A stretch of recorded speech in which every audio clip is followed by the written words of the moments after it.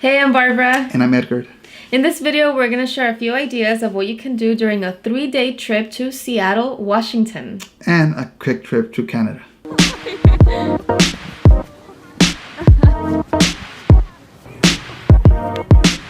Yeah?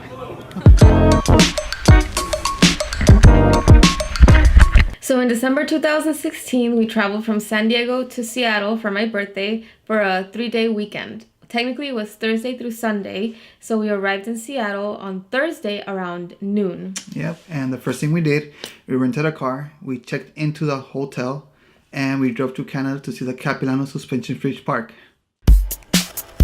The drive from Seattle to Canada was about a 2-hour drive north, and it started snowing on the drive to the border. We're from San Diego, so we go through the US-Mexico border crossing very often, but we were very excited to go through this border crossing for the first time. Everything was in English and French. Once you cross the border into Canada, it's a 20-minute drive to the Capilano Suspension Bridge park. The drive there is very nice with some beautiful bridges on the way. The admission rates at the time we filmed this video were about 54 Canadian dollars per adult, but we recommend that you check the current rates and updated information on the official website. We arrived just before sunset, so we were able to get some sunlight as we walked across the Capilano Suspension Bridge. The bridge is 460 feet long, or 140 meters, and it is suspended 230 feet or 70 meters above the Capilano River. Walking across the bridge decorated with all the sparkly lights was a magical experience. Be warned though, the Canyon Lights Festival attracts many tourists, so you have to walk with large crowds across the bridge, which causes it to sway a lot.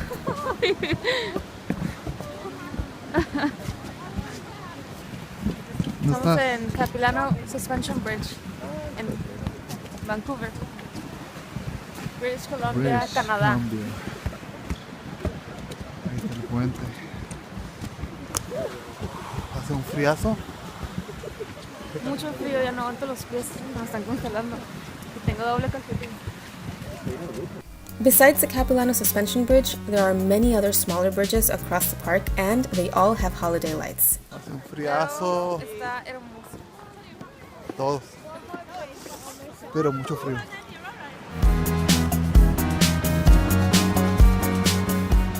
The park is transformed completely into a winter wonderland. It is magical, but it is winter in Canada, so it is cold. Very cold for Southern Californians like us. Hace mucho frío. Está helando. Está a 22 grados ahorita. Mucho frío. So we left just before the 9 p.m. closing time because it was just too cold for us. That's all we had time for on our trip to Canada. So we drove back to Seattle for the night. And on day 2 of our trip, which was Friday, we did all the touristy things in Seattle. But first, we returned our car rental because the hotel that we were staying at was offering us a free shuttle around certain areas of downtown Seattle, so that was great. Of course, we had to visit the famous Pike Place Market and the original Starbucks coffee shop. You do have to be patient because there's usually a long line to order your coffee. We also walked over to the famous gum wall. This is located a few blocks away from Pike Place. Unfortunately, the gum that we bought was not the kind that blows bubbles that great, but we tried.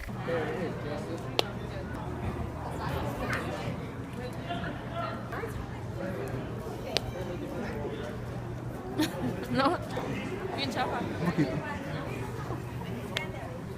Yeah? And of course, we left our already chewed up gum on the wall.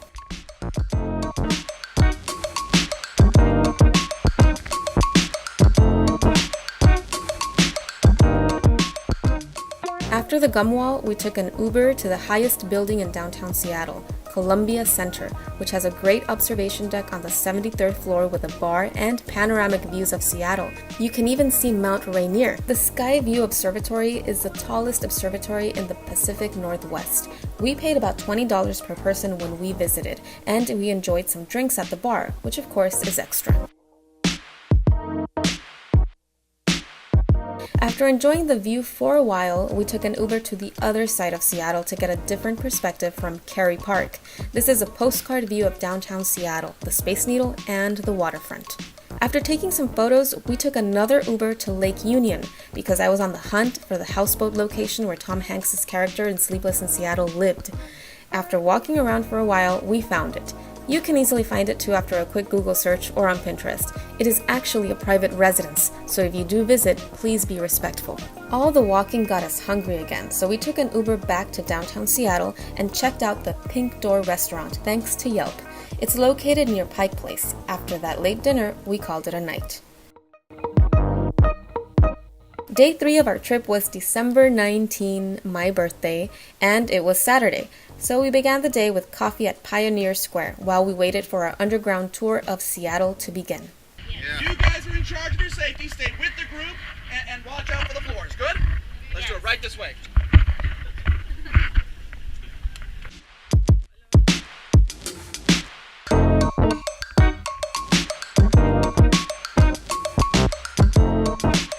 The underground tour of Seattle was a very cool experience. We did the Bill Speidel Underground Tour.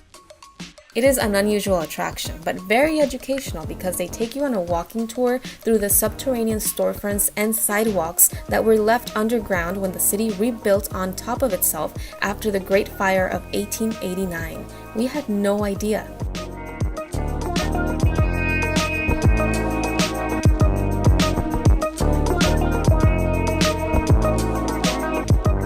We paid $22 per adult at the time for the 75-minute regular underground walking tour.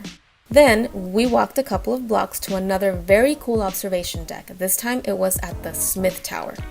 The Smith Tower is a 1914 skyscraper, and the experience begins on the first floor, where you can explore the history of the building, including early Prohibition, and once you arrive at the 35th floor, you enter a speakeasy-inspired bar. After enjoying some drinks, we walked around the open-air observatory deck. It was windy and cold, but the view was worth it.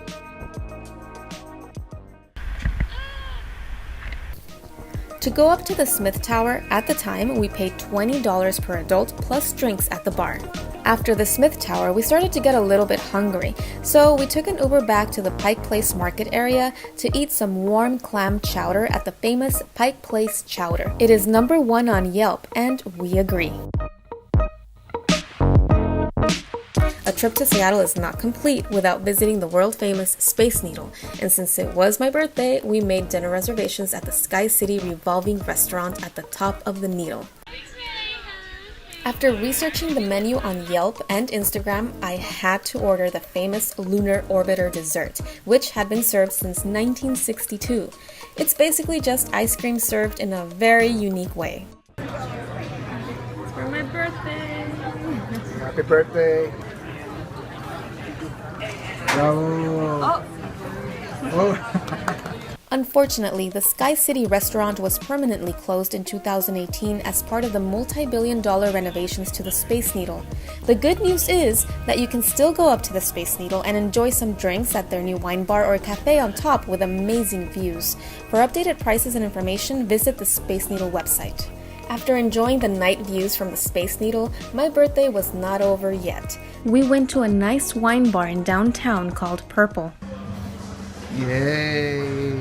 Happy birthday. It's me. And my flights of wine. Then we ended the night at the Crocodile Back Bar, where bands like Nirvana started playing at. We had some good pizza and local craft beer. So that was our last full day in Seattle. Our 4th day was Sunday, so we checked out of the hotel, went back to the airport to go back to San Diego. So did we miss anything in Seattle? Let us know in the comments below, and don't forget to give it a thumbs up if you like this video.